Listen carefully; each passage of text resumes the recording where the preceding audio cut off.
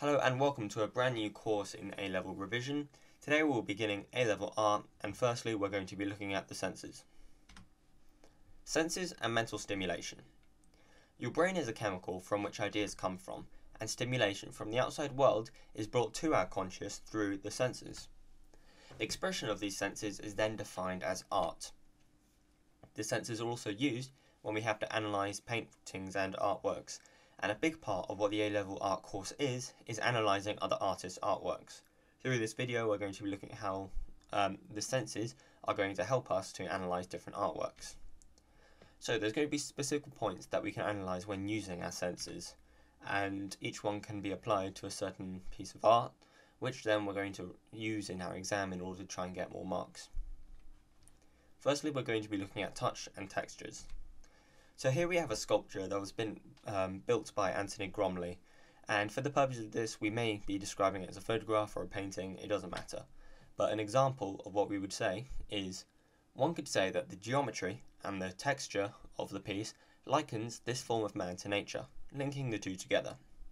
So we're using the key terms geometry and texture in order to describe pretty much what its feel and touch is like.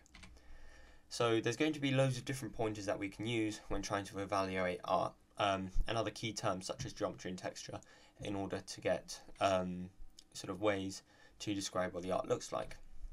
We can use texture, form, shape, composition, symmetry, and structure in order to analyse what it looks like.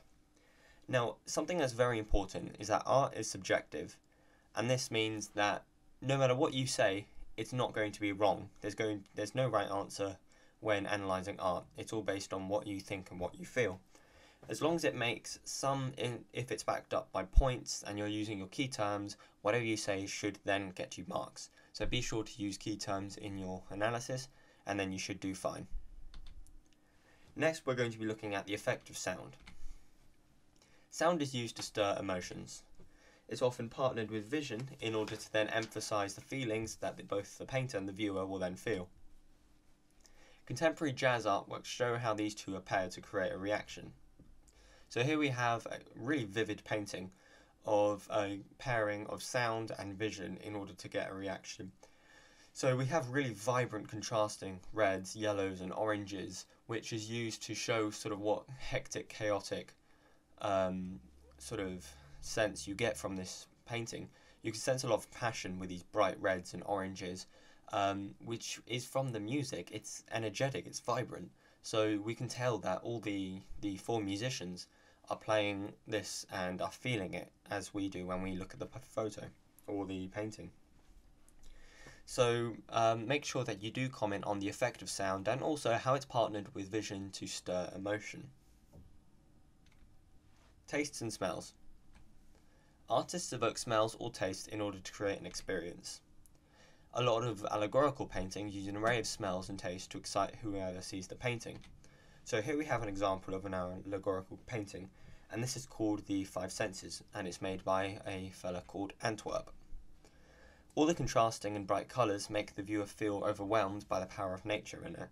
So you can tell by the contrasting reds and yellows and oranges to the sort of lonely and bland brown and green and greys in the background, that as you walk right into this painting you're going to feel a sort of different aroma of certain smells. And all these contrasting bright colours pretty much evoke the memories that maybe someone would have had in their childhood when sort of walking through parks, and they just feel overwhelmed by the power of nature. So make sure that you do comment on both tastes and smells and how they are then paired with vision in order to, well, a lot like sound, stir emotion as well and evoke memories. Okay, so this has been the end of the lesson. Thank you so much for watching as always, and until next time I will see you when we look at the different types of paintings.